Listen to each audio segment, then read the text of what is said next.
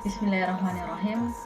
Halo teman-teman sekalian, selamat datang kembali di channel YouTube saya. Saya Rahmania, peserta Laskar CPNS angkatan ke-13 di Puslat Banka DOD Lan Samarinda 2020. Teman-teman, pada kesempatan ini saya akan mereview materi terkait dengan akuntabilitas.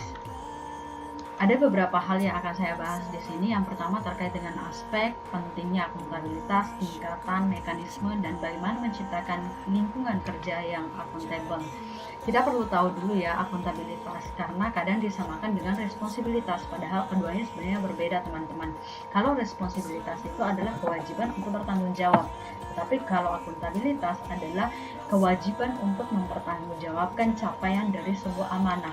Amanah yang dimaksud di sini adalah amanah dari seorang ASN atau PNS ya kepada untuk mewujudkan nilai-nilai publik, misalnya mengambil keputusan yang tepat ketika terjadi konflik kepentingan antara kelompok, individu, atau golongan, menghindari keterlibatan dengan politik praktis, adil dalam memberikan layanan publik, dan sikap perilaku yang konsisten, serta dapat diandalkan dalam penyelenggaraan pemerintahan. Akuntabilitas publik itu ada dua teman-teman ya, ada yang vertikal dan horizontal.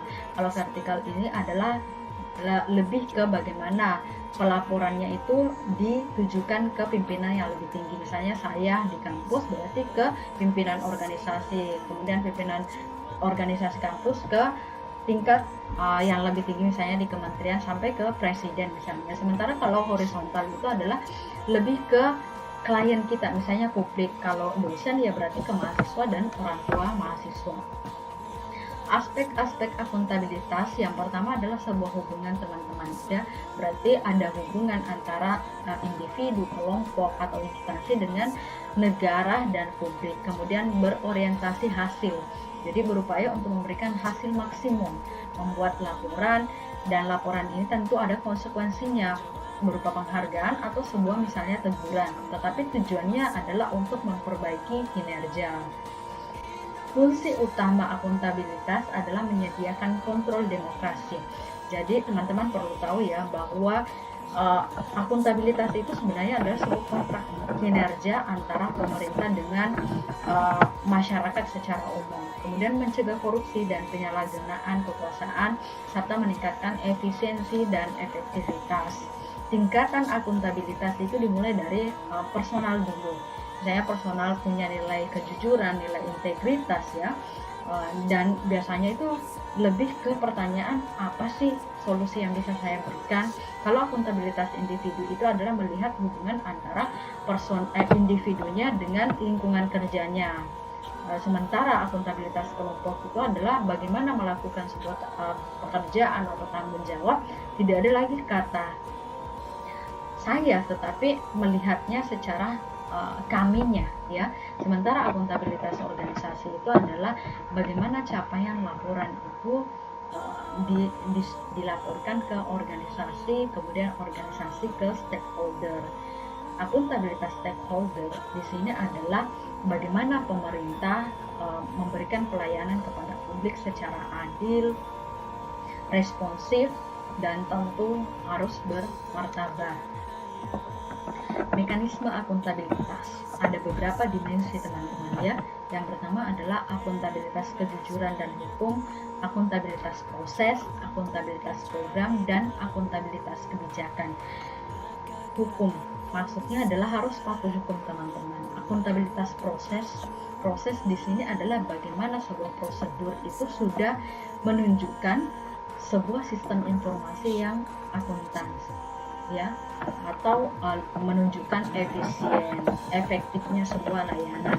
Sementara akuntabilitas program adalah berorientasi hasil sebenarnya, bagaimana hasilnya, apakah program ini menunjukkan hasil yang lebih baik atau perlu penawaran program lain. Akuntabilitas kebijakan adalah kebijakan yang telah diambil oleh pemerintah harus dipertanggungjawabkan kepada DPR atau masyarakat secara umum. Mekanisme akuntabilitas di Indonesia itu ada beberapa teman-teman, misalnya adalah di perencanaan strategis atau Renstra. Jadi teman-teman pernah mendengar istilah RPJP, RPJM kalau di dosen, atau di ASN yang ada SKP, kemudian kontrak kinerja dan laporan kinerja. Bagaimana menciptakan lingkungan kerja yang akuntabel? Yang pertama harus diawali dari kepemimpinan yang baik. Pemimpin dapat menjadi contoh yang baik bagi bawahan, kemudian transparan, integritas, tanggung jawab, adil dalam memberikan pelayanan sehingga muncul kepercayaan, ada keseimbangan, kejelasan tugas, serta konsistensi. Jadi untuk mencapai akuntabilitas yang baik, itu berarti dalam menjalankan sebuah tanggung jawab, teman-teman harus konsisten, ya.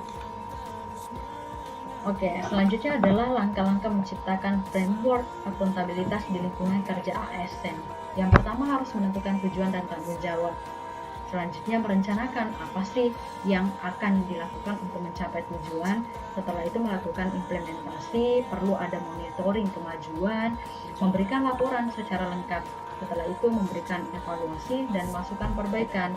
Nah, dari hasil ini kemudian kita bisa melakukan perumusan tujuan ulang, sehingga ini adalah sebuah siklus. Tujuannya adalah untuk hasil yang lebih maksimal, ya.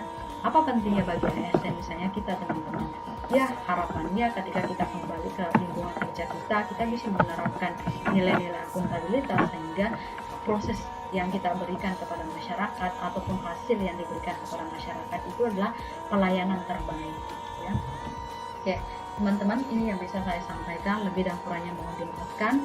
Sekian, assalamualaikum warahmatullahi wabarakatuh.